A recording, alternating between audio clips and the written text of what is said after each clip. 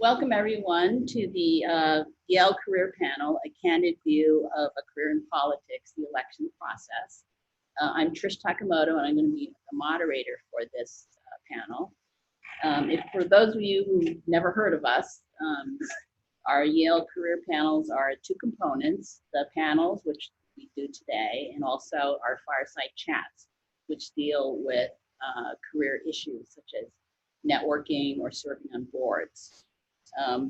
The series was founded by Peter Young and myself, and we've recently had two other volunteers, Julie Son, who still helps us even though she's in her first year at B School, and most recently Justin Coslin, who has the record now of assembling the panel the fastest. He did it in less than a week, and he's doing product management, which will be this January 28th in 2020. This panel is being recorded, so if you'd like to view it later, it will be on our website at www.yalecareerpanels.com. And if you'd like to volunteer and help us, or you'd like to be on a panel, you can get in touch with us by emailing us at yalecareerpanels@gmail.com. And just a word about today's schedule. We're going to have the panelists talk for about 45 minutes, and at the end, we'll have about 15 minutes for questions. So those of you who are on Zoom, you can type your questions in the chat box during the panel. And those of you who are here live, you'll have to just wait and raise your hand at the end and ask your questions then. We are fortunate today to have three eminently qualified panelists to talk about the election process. Next to me is Alicia Bannon. She is the Managing Director for the Democracy Project at the Brennan Center for Justice. And next to her is Arnon Mishkin, who is at Fox News. And next to Arnon is Will Feltus, who is Vice President at National Media Research, Planning, and Placement. It's kind of a long name. I made it. So we'll get started now. And panelists, first, I'd just like you to talk briefly about your path to where you ended up now, your job now. So at least you want to start. Sure. So I am a lawyer by training. So I work at the Brennan Center for Justice. We're affiliated with NYU Law School. And we are a think tank and advocacy organization that works to improve our systems of democracy and justice. And so in terms of my path to the Brennan Center and to the work I'm doing now in our democracy program, so we're advocating for reforms to our election system, advocating for voting rights, redistricting reform, addressing the role of money in politics and the like. I came to it. Well, when I graduated from college, I didn't think I was going to become a lawyer. I was more interested in policy issues, actually more interested in international development. But, eventually, I worked for a few years in a developing country, became very interested in democracy issues through a development lens, and sort of became very conscious of the important role of law and institutions in shaping politics and shaping political opportunities. That's kind of what drew me to law school, and I kind of took a bit of a circuitous path that I can answer questions about at the end. But I kind of moved from being very engaged actually for a few years on impact litigation, so using lawsuits as a way to forward legal reforms, and then moved to work at the Brennan Center, where we do some litigation, but a lot more policy work, public education, and communication. So I use my law degree, and I think my law degree has been very helpful to the work I'm doing, and occasionally legally required if we're bringing lawsuits. But a lot of the work I do doesn't formally require a law degree, but I think I've drawn on that experience quite a bit. Oh, good. Arnon? Okay, so my name's Arnon Mishkin, and as Tricia said, I am run the Fox News decision team on election nights. And just in terms of where my path has started in politics, so I began in politics a while back.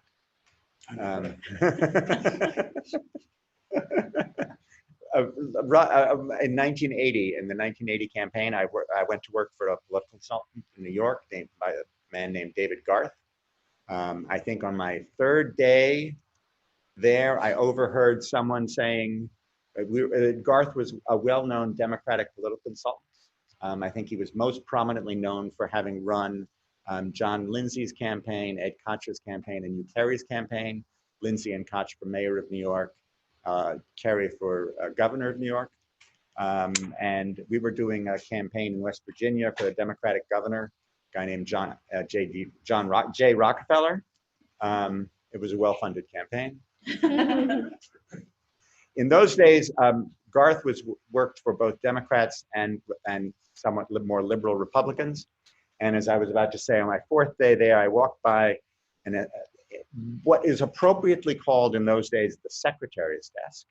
And she was saying, so Feltus from Teeter's office is calling. And I thought, is that Will Feltus who I went to college with? Oh, I really am working for a firm that works for both Democrats and Republicans. Anyway, so that's also how I got reacquainted with Will, but they were working on a campaign for Arlen Specter, who was running for Senate from Pennsylvania. What did you say? I said, Darlin Arlen. Darlin Arlen. Let's go. So just to tell you how long ago this was, actually, this is probably not that helpful, but as a result of that election in 1980, and specifically in terms of Arlen Specter's election, basically both sides sort of communicated with each other, and the Democratic Senate Campaign Committee basically told its consultants, if you ever want to get money from us, or told its candidates, if you want money from us, you can only hire consultants who just work for Democrats. And the Republican side, which was actually better funded, said the exact same thing, but in reverse. And that's sort of, I think, an important thing in terms of how the consulting process changed at that time. So that where was it became, a split, and then it was a definite split. And then you went into consultancy. And then, okay, so after that, but I went into traditional management consulting, and I was, for 15 years, I was a partner at the Boston Consulting Group, and later I was a partner at Mitchell Madison Group. And throughout that period, I took Thomas Jefferson's advice to heart, that everyone should have politics as a part-time job. And I rejoined Fox more permanently or more completely starting after the 2004 election, but have been affiliated with Fox since 1998, I'm sorry. And one of the things we've been able to do, I mean, it is a journalistic job. It's a statistical job, because what you're really doing is analyzing poll results and voting results. And it is also, so it's journalist and it's statistical, and it's also political, because it's about sort of understanding what is going to happen. And I always say to myself that my job is to figure out what could be a story 5 weeks from now, because if it's going to be a story 5 weeks from now, we're going to have certain resources in place, meaning polling resources. And so people say I'm always a bit of a Cassandra on both sides, but that's mainly because that's, I think, my job, to figure out what could happen that nobody else expects. And then Will. Huh? I don't really, He write a book. I know we can read my biography. I was trying to remember. You were trying to remember. Remember how you- Age will how do you that to you. started? And, so I guess I got into politics because when I graduated from Yale, I was led to believe that Procter & Gamble was going to hire me. And instead they gave the job to Angus Gephardt. Remember Angus Gephardt, lacrosse player? I guess he could stock the shelves better than I could. Related? Huh? Related to Gephardt? No. Oh. It's like a Baltimore lacrosse team.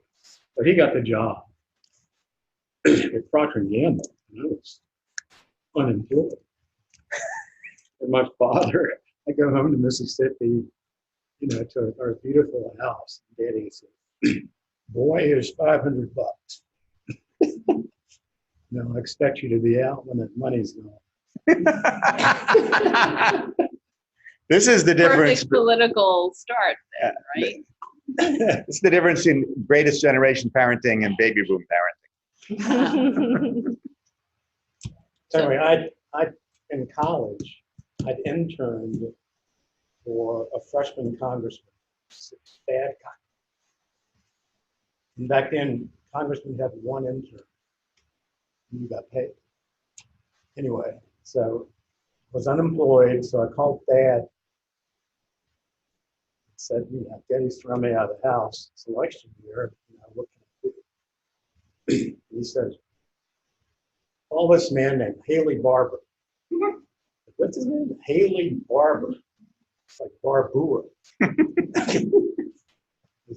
Dad goes, he'll be expecting. So I show up at the Mississippi Republican Party headquarters.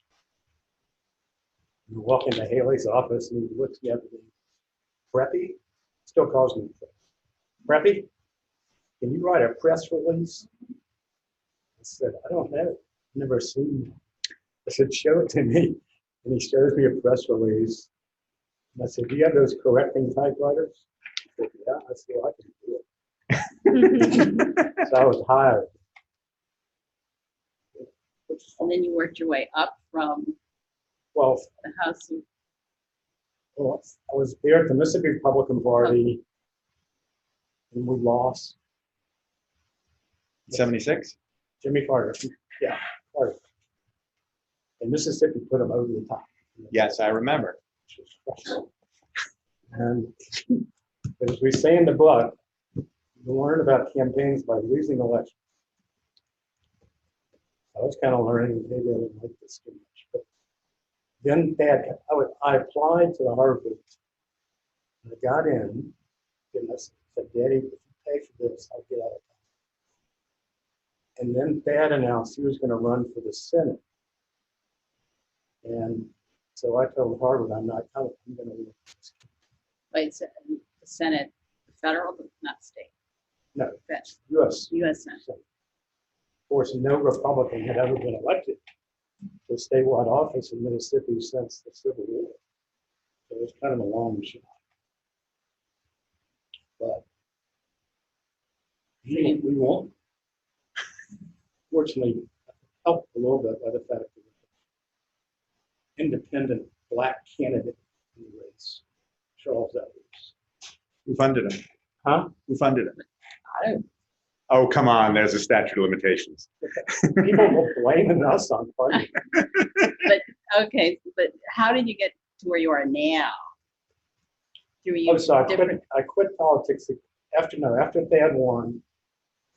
He said, he said, come be my press secretary in the U.S. Senate.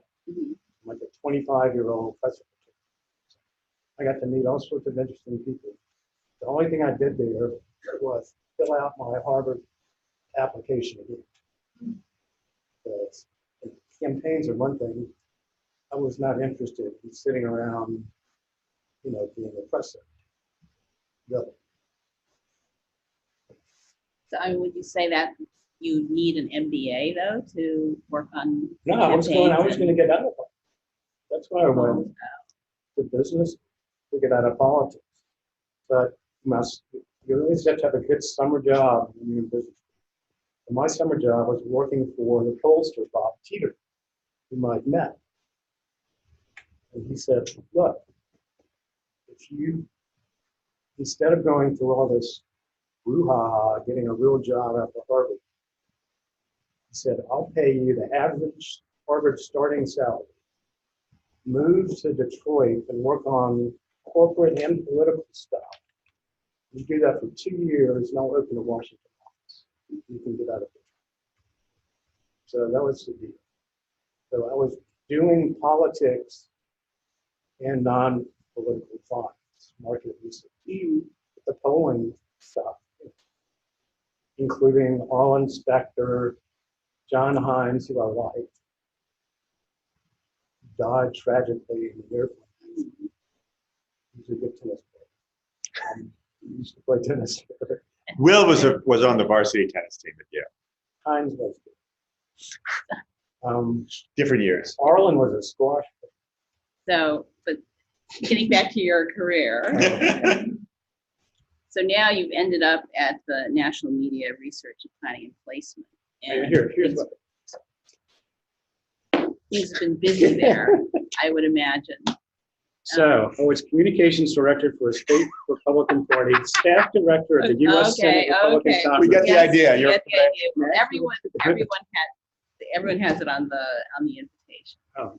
So, but now that you're at the National Research Planning and Placement, I imagine things are very busy there these days. And can you say where is the profession heading? Basically, is it good or bad, or there is no good or bad? This is an offshoot of my polling background. And we developed a method of using syndicated media research to target political ads, which had never been done before. And this was in 2001. Yeah, because for 2004 was the big year. Because we thought, because we had done the Bush bomb in 2000. And there was a feeling that race was really close, that maybe we should do something, come up with some new tricks. So we developed this method, and we did it secretly in 2004. And is it still going now? So the profession is still. Yeah, I mean now it is almost generic. That everybody uses some kind of media research. Some people go overboard, but that's how. As David Garth used to say, and as I used to tell my kids, you're not that good that you be that modest.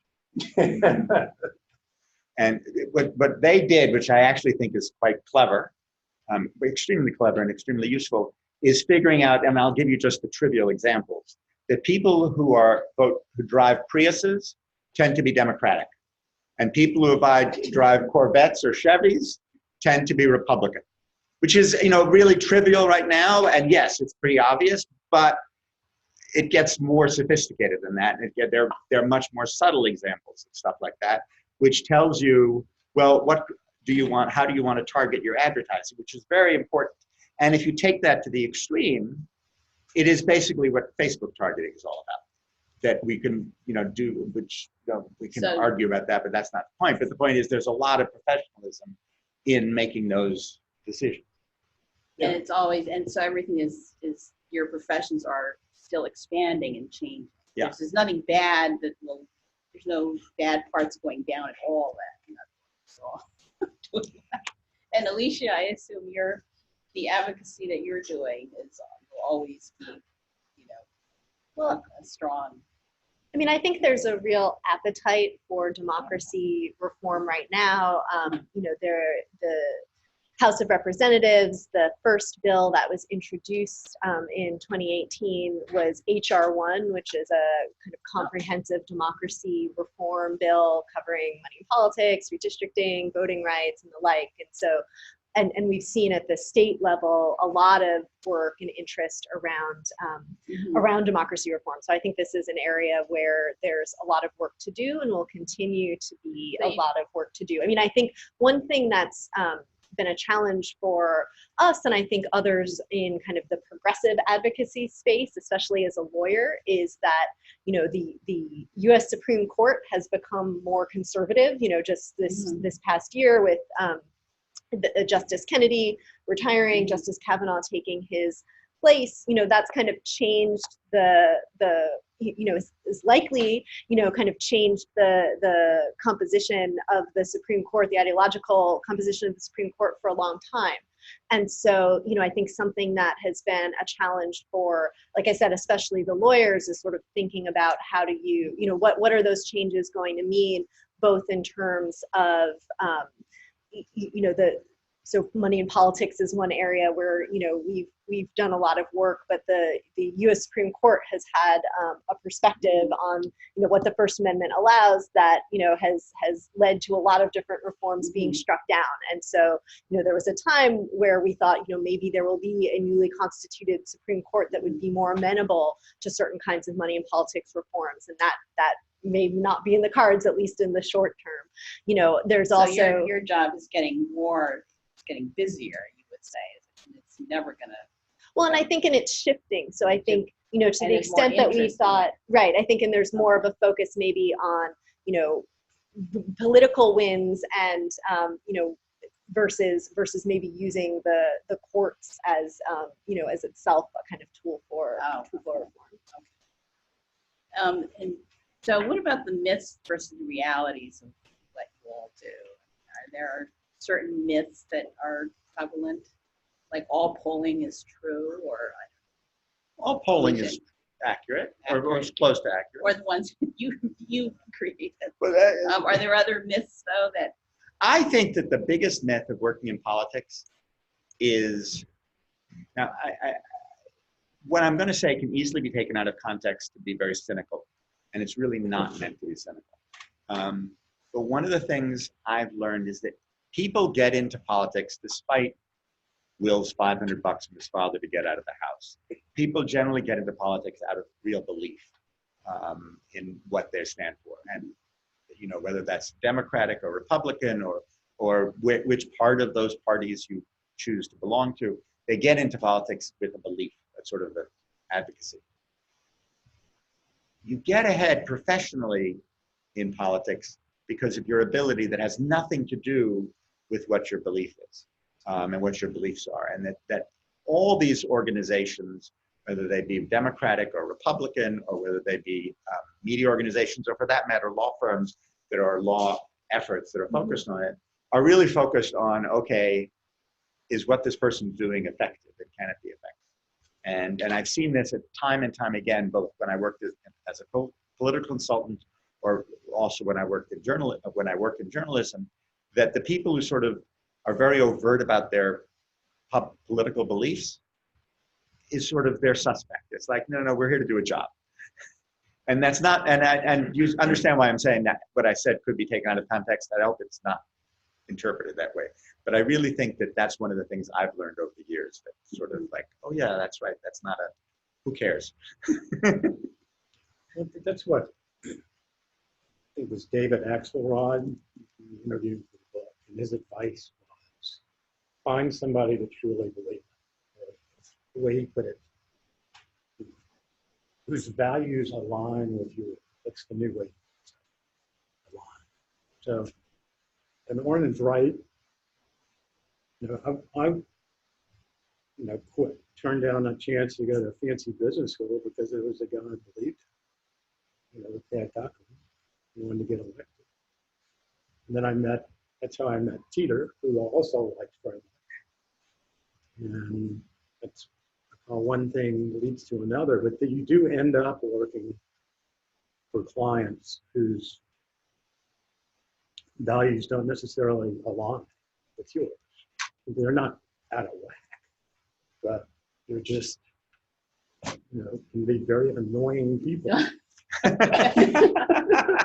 It's like all inspector calling me at midnight, because this is before, the internet. The only way to get his poll numbers, tracking numbers, is to call me. So the myth is it may be glamorous, but only if you like the person, and the reality is you're still working for someone. Well, a lot of the campaigns you see on TV and stuff, look glamorous. Like most real campaigns, nasty little places with poor personal hygiene. No one has good personal hygiene at 2 in the morning. Let's be real here. But if you should work. So I was deputy campaign manager in the ill-fated '92 Bush Quail Keeping. But that is glamorous for a while. Going to the White House for meetings, but you just got to go twice a day. You get to fly around Air Force One, which is fun the first few times you do it. And then it's just an airplane. Then it's an airplane with a lot of Egos. The coolest thing about Air Force One is you don't have to sit down and take stuff. Well, speaking of ego, so I want to get into the characteristics of people who do really well in your job, and then course, the reverse, people who don't do really well. So Alicia is being a lawyer first. Do you want to talk about? Sure. Well, and I think one thing I'll say is that for the kinds of advocacy that that I do and that an organization like the Brennan Center does, there's a lot of different ways to be part of that kind of work. So, I mean, I'm a lawyer, and we have a lot of our program staff are lawyers by training, but we also have a number of communications professionals. That's really central to a lot of the work we do, is kind of trying to shape the media environment, win the court of public opinion. We have researchers, people with master's degrees or PhDs in political science or economics. There's a diverse set of backgrounds that we need to be effective in that work. So I don't know that, I think for the specific work I do, a law degree is really helpful because you have a discipline of a lawyer. A discipline of a lawyer, and we're doing like legislative counseling, things like that, where it's useful to be able to, to know the law, to know how to read cases, to know how to do, various assessments of what likely outcomes would be. There's a lot of legal questions that come up in that work, but that's only kind of one piece of a lot of different kinds of work. There's grassroots organizing. There's a lot of different kinds of work that people do. Teamwork is important, or are you more solitary?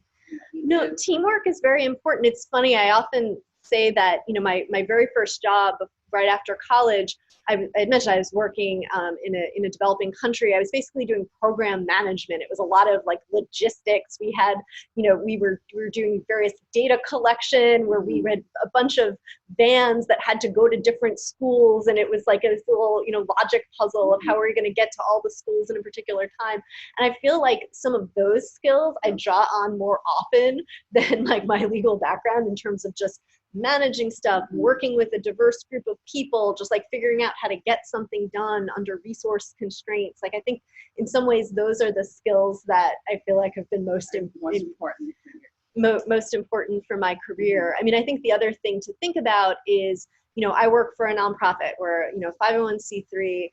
I'm looking at my salary compared to some of my classmates that went to law firms. Like, it's not comparable. And so, I mean, I think that's another thing that people need to be sort of thinking about, eyes open, if they're interested in that kind of a career, especially if you're on a track to get a law degree, which itself, requires a lot of money. I'm still paying off law school loans many years down the line. So, you also sort of have to go eyes open about kind of what that will mean for your, financial future. And, if you're thinking about law schools, sort of thinking about, what kind of a commitment you're going to take. And, is that something that makes sense for your life and just your financial position? But at the Brennan Center, you don't have to be a lawyer, right? You don't have to have a law degree, or do you? Well, like I said, it depends on the kind of work that you're doing. So, I mean, for the specific work I'm doing, I think it would be very hard to do it without a law degree. There's other ways to engage on public policy advocacy around, democracy issues, so not all of those require law degrees.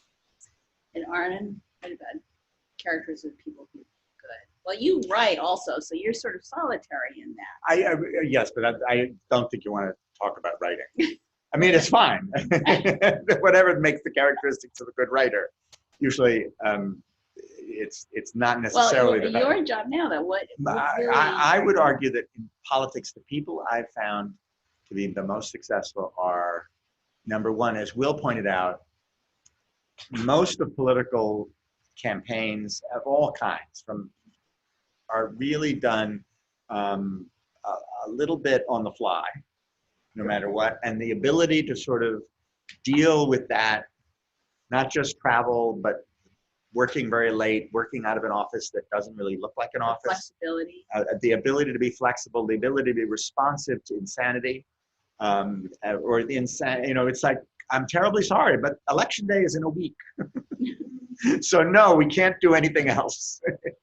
And that is a very different kind of pressure than most businesses. And so we just, as one of the things we had to do at Fox, we had to revamp our system for doing what used to be called exit polls for 2018. And one of the things I was most concerned about was we needed to have a system ready to start rehearsing it in July.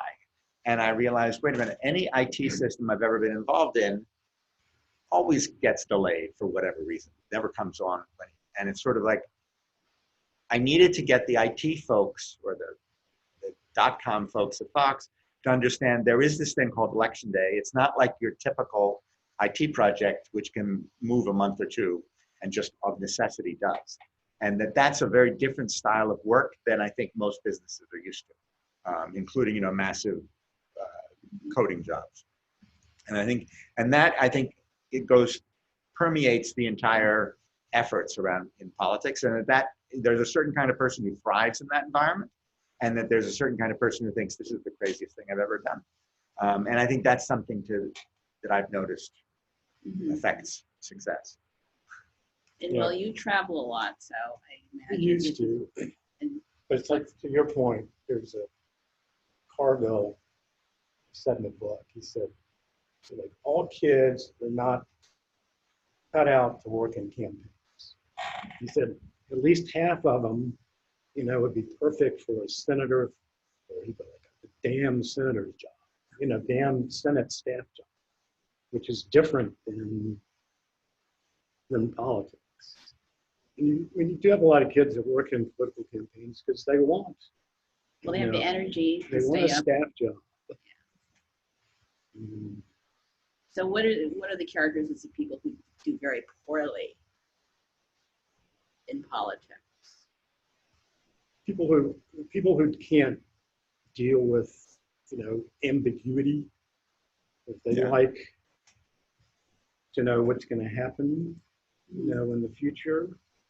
A lot of people who don't do very well in politics or can sometimes be people that want to run for political office themselves, you know. Okay. We used to have a predictor of that in the Senate. We call it like the shiny shoe index. That the shinier the shoes of somebody, the more likely they wanted to run for office. And sure enough, like the guy nailed, like Jeb Henstrom, remember him? Yeah. Man for Congress. He was staff director of the Republican Senate. Well, and I wanted to ask both of you though, since you both got MBAs, was that necessary for your jobs, or would No. you? No, it was a waste of money. Okay. But it did help me get out of it. Yeah, that's in my case, yeah. From the time I was out of politics, absolutely. But now it doesn't. Okay. But what That's good about to that? This thing is taught in schools now. There are schools that give masters of. Yeah, they teach campaigns. You can get a master's in campaign management, or They're different things. So I taught a course. It was a hybrid in-person online course at the University of San Francisco. And they have a whole curriculum. But, you know, and most of the people in my class, which was small, you know, the program was built around people who were military veterans, or like firemen or policemen who wanted to get into politics. Oh. So, you know, we would teach them like book stuff and, you know, war stories, and like at least 3 of them are running now because they hit me up with donations constantly, and they're all Democrats, but I give them money anyway. all right. So if you were going to retire now or wanted to exit politics, where do people go? That colleagues that you worked with, have people left, and what do they do? I've sort of done that. Yeah. Well, I would argue that working in a political campaign is actually a incredibly useful skill for working in any kind of marketing effort. Because in marketing, you're worried about growing your market share by 1 or 2 points, and that's a big hit. In politics, you're worried about, can you get your market share to 51 or just north of 50 or to win? Plurality, yeah, okay. Number one, you got to be number one. so marketing, okay. And no, and that is it. And I saw that actually, I remember reading market research with a bunch of professional market research people when I was at BCG, and we were talking about launching a new drug for Pfizer. And I looked at, and I read the analysis of how doctors were prescribing the competitive drugs. And I thought, if I were running this as a political campaign, this is how I'd position my candidate. And that's just a specific example, but I think that permeates a lot of different things where campaigns hone that skill in a way that I think most marketing doesn't hone the skill. And that I think is a very useful tool to have in marketing or in most kinds of business, because a lot of business is offshoots of marketing of one kind or strategy of one kind or another. And I think the second thing, which is important, which is related to the law profession, is understanding something about lobbying and how laws are meant, which I think is also a skill that maybe not a political campaign itself, but working obviously in a legislative office or what becomes very important. And Alicia, have you colleagues who've left the Brennan Center, and what have they done? Yeah, well, so I mean, at the Brennan Center, right, we're working on the outside, trying to influence policy development. We're a 501c3, so we're not directly, engaging in campaigns, but we're obviously trying to, shape, candidates' platforms, parties' platforms. Sometimes we're involved in ballot initiative measures, things like that. So in terms of where some of my colleagues have ended up, I mean, some have ended up on the inside, right? So working in, working in an administrative agency, working for, a senator or an administration. So, I mean, that's certainly kind of one path where people have gone. I mean, I guess another path has been moving into philanthropy.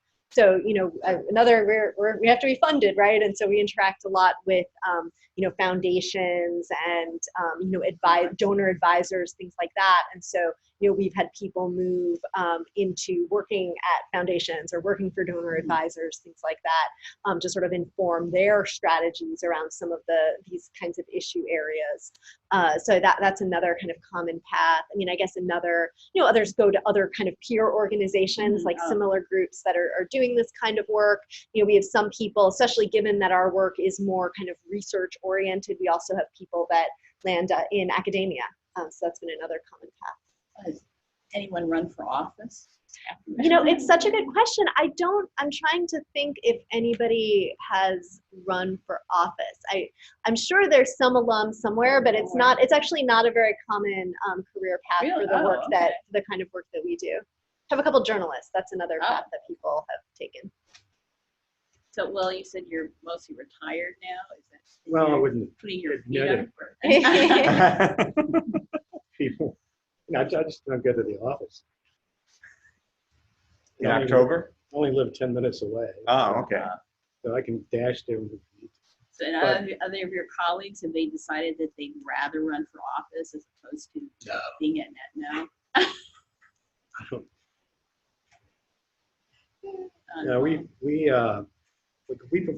perform a sort of technical role in the campaign, which is spending their money wisely and knowing how to do it. Or well, do they end up in a particular person's campaign then, if they decide to leave your company? They usually, well, some people go off and start their own business. Campaign consulting business. And would you say it's typical then?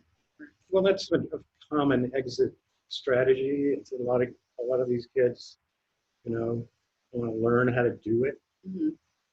So if they're successful in a campaign or two, they might say, I'm going to go out and start my own firm, or you better make me a partner, or I'm going to go out and start my own firm, or, I can't handle this anymore, I'm going to get a real job kind of approach. I'm going to move back to Texas and get out of Washington. Can't take it here. At Fox, is anyone going to run for office? Leaving Fox News, you think? Well, historically, just about everyone who ran for president on the Republican side has had some sort of contributor gig. No, I mean, that's not, I mean, that's just truth. In 2016, I think just about everyone, other than the sitting senators, had been, and same thing in 2008 and 2012. They, and sort of, they, Huckabee or whatever. As soon as they announced they had to get rid of their Fox salary. Oh, I because they're not allowed to. Right. I Carl, didn't think about that. Well, he's not running. he's running, well, that's the interesting thing. Who is this? What? Carl Rove, Carl Rove? he's running his little domain, Yeah. but he's not running for office. But he may, he has run people for office. Yes. for sure. And I think he still does. Does he? I'm not an intimate friend of it.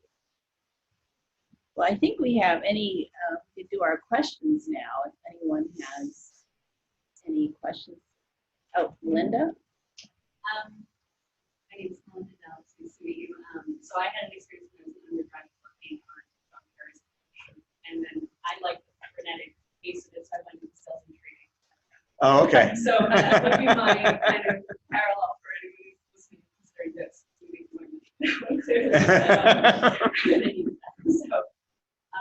But my question for you is, from my experience and then being on a campaign that I always wondered, since you, in many careers, as you pointed out, need to pick a side and be associated with one party, what do you do when your party is not in power? What does your career look like? How do you, bills? What does that look like? And how does that, when you're thinking about structuring a career, are you thinking, okay, if I'm I just move on to the next team, it actually just continue that, or do you actually have options and kind of a cyclicality, kind of a somewhere that you can go and think other things that you can do when your cycle is not, I mean, that's a really good question. And that's actually something I was faced with because I was working in Democratic politics. And clearly, thanks in part to my firm, but more thanks to Ronald Reagan and Jimmy Carter probably, it was very clear that the Republicans were not just winning a cycle, but were pretty dominant in a way that basically changed the language after the 1980 election. And so I went and got an MBA. Yeah, I think one of the things the Democrats do really well, and they do better than the Republicans, is they will park people, especially in labor unions and trade associations. They will take good talent that's going to be underemployed for a year and a half and get them a job at, ASME or whatever. And Fannie Mae. Fannie Mae used to be a good. That was a good bipartisan. Was it a bipartisan parking lot? Yeah, who was the guy that ran it into the ground? He was a Mondale. Yeah, no, Mondale Johnson. guy. Yeah, Johnson. Okay, he was. That's what I said. I thought it was a Democratic parking lot. Well, I think it's over the years. I think it's been more Democratic, but there have been some Republicans there. I'm trying to remember the name of the guy.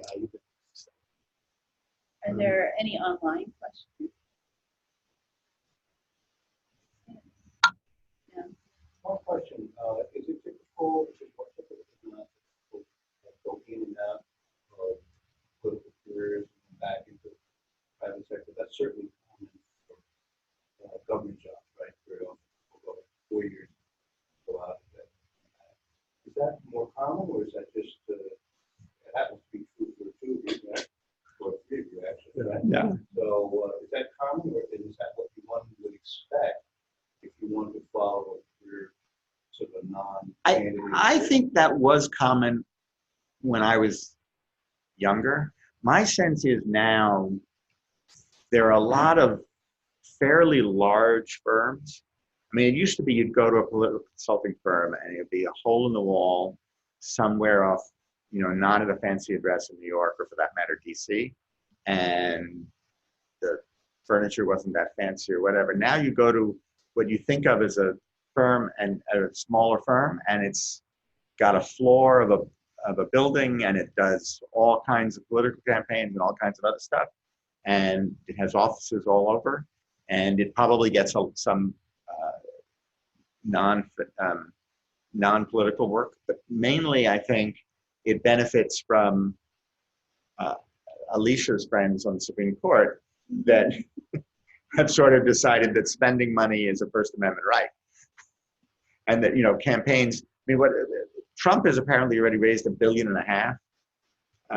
The Democrats have, or is on track to raise $1.5 billion. I think he's already spent $100 billion. And undoubtedly the Democrats are going to equal that. I mean, when you look at how much they've raised now, it looks like Trump has raised so much, but if you look at the total amount the Democrats have raised, it's in that ballpark. And clearly all that money then will go to whoever gets the nomination. And so that has, I think, exploded in industry. Yeah, I think just to make the distinction between working in government and working at a private firm, I think that's one of the biggest differences between Democrats and Republicans. Is that for most Republicans, doing a government gig is like just a temporary thing. For a lot of Democrats, working in government is a career. Has been my impression, and that you can have a good career at it, and it's a lot of those jobs are not stressful. You're not going to be quickly fired. There's predictable life too. I think working for Chuck Schumer is a stressful job. I don't count the Senate and the House as government. I mean, they're not. Oh, okay, that's fair. Like people that work, in the executive branch or in a department of government, but people that work in the Senate or House are not government. They can be fired in an instant, for no cause. And who are you going to go complain to? Chuck Schumer? Mark.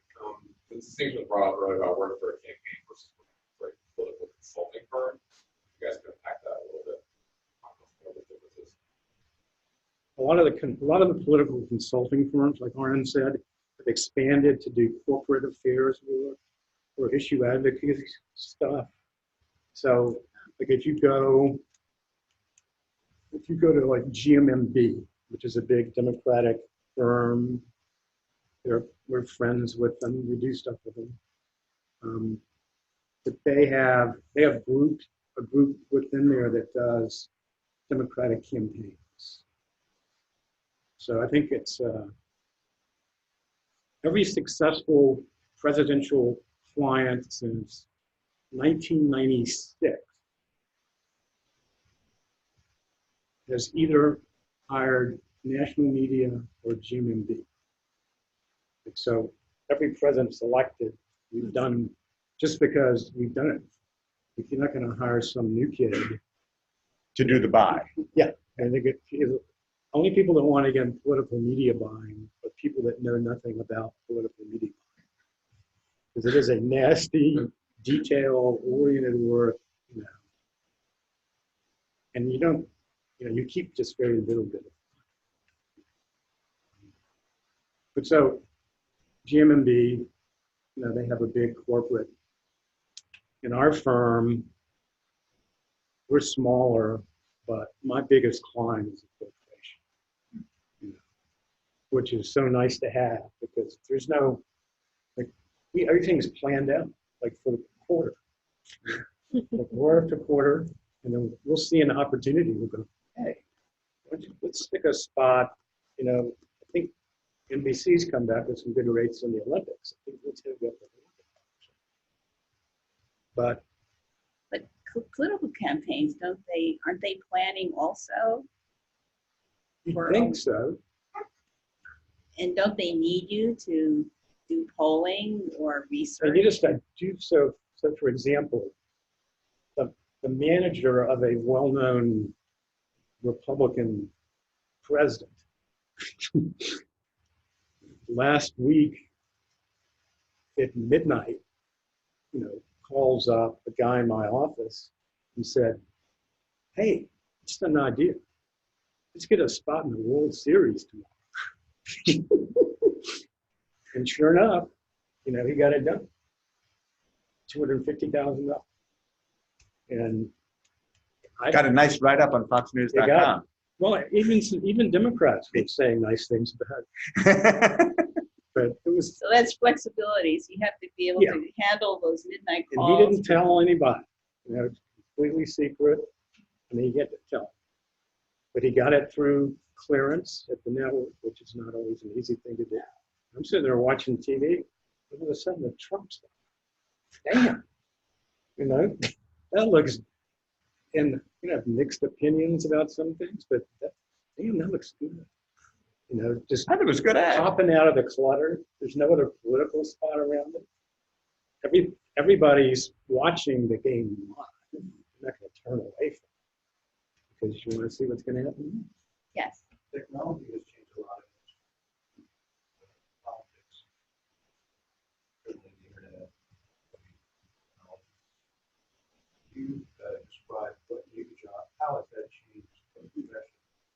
What new jobs have created opportunities for Yale's as a result of this? Okay. So the firm I worked for in the 80s, Garth, I think deserves and gets much of the credit for changing the business of politics. Basically, everyone thought David Garth was this huge genius because he knew how to communicate, and his campaigns were always underfunded. So Ed Koch spent less money on his campaign than Mario Cuomo in 1977. Hugh Carey was outspent by Howard Samuels. And everyone thought this is because he's such a genius at manipulating the press. He used to yell at all reporters, and because the campaign spots were so effectively done. You just put words on. Yeah, He invented the idea of putting words. he on invented the slides. low. But what he really invented was, you take all your money that you raise, and we're going to put it on television. And the other campaigns were busy printing leaflets. And then if we had a little bit of money left over, we'll do some TV. But TV just motivates. And the dirty little secret is that actually Ed Koch outspent anyone else on TV. And Hugh Carey outspent Howard Samuels by a huge amount on television. So it was an example of the technology, of how the technology changed the effort. And it became all about just running spots. And that's how the 80s were run. And that's one of the reasons, not the only reason, but one of the reasons that the Reagan campaign was so effective in 1984, because they had such effective TV advertising. That's changed dramatically because the not just the internet, but the whole computerization of stuff has enabled vastly more effective targeted reach out of individuals. So where 20 years ago, if you did a poll and said, have you been contacted by a campaign, the organization of a campaign, you'd get, 5 or 10% of people who actually were contacted. Now, if you do that, it's upwards of 40 or 50%, or in the case of the Iowa caucuses and the New Hampshire primary, it's going to be upwards of 80% of people who are reached. Now, some of that obviously is now very controversial because of the ability of Facebook and Google or whatever to target vastly more effectively. But that has dramatically, I think, changed the business, and it's also changed the skills. So it's basically taking what Will developed, which is targeting based on Prius ownership, to something that becomes unique even more than Will. Get back to the original question. What jobs are available? Which, That's good. Remember, these people aren't here. Yeah. to hear about political trends. yeah, okay, fair enough, fair enough. Job. I accept the criticism. Well, there are jobs available at these corporate public affairs firms where if you look up online, they're always advertising. What's the name of this? There's a site in Washington. But they want people, the entry-level jobs tend to be for some kind of programming, writing pretty much simple code, that builds databases or analyzes databases. Because the difference between, it used to be the job, one of the jobs was, before we had the internet, we used direct mail, and direct mail is still used a lot, but you'd send out a message and you would or wouldn't get something back. Now we're doing the same stuff, we're just doing it on the internet or on email. No, but the specific jobs are data scientists who can do it, a very analysis, quant people who can do that analysis, but also messaging, people who understand how to target, not just how to target the message, but what sort of message is required. How to create. How to create, that's right, create it. Because you can Maybe the content of the message, like the keywords, or just the use Or of just technology. being able to sit at a computer and generate some video that somebody might watch. I mean, that's one of the things that has changed, is it's so much cheaper to make an ad. Yeah. Now, it used to be, you'd have to, crews would go shoot actual real people in the ads. Now you have these people who are going online and clipping and snipping stuff. And at a place like the Brennan Center, in recent years, we've really expanded our, digital reach. So positions like social media strategist, digital campaign organizer, those are just positions that we didn't have, 7 or 8 years ago, but just that's become a much more central part of the communications work that we do. Mm-hmm. Any other questions? Just ask. So while we have students that may be coming out of Yale College, looking for more entry-level positions, if you've gone another route and then you would be looking for career, say, law school or after doing some kind of stuff where you built a skill, what kind of opportunities are there? And, is that something that you've seen people moving, in from other areas? Any